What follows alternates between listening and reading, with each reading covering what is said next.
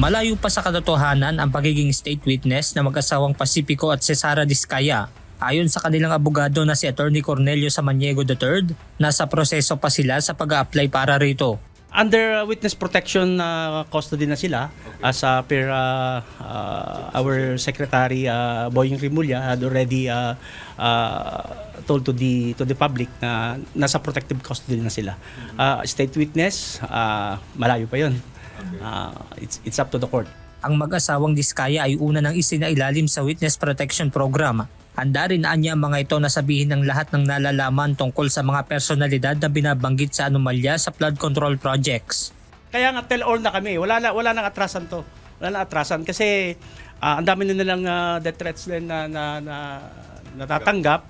So pasalamat kami rin sa DOJ at binigyan kami ng protective custody. Sa ngayon ay unti-unti na umanong nakakapag-adjust sa sitwasyon ng mag-asawa.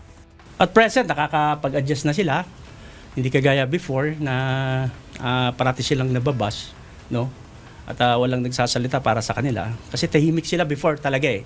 Nag-ignite lang naman ito nung may nag-rally sa kanila, pinagbabato yung bahay.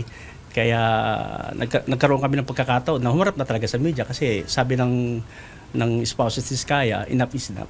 Nilinaw naman ni Attorney Samaniego na na-misinterpret lang umano ang publiko sa ginawang finger heart sign ni Sara Diskaya na magtungo ito sa DOJ noong Sabado.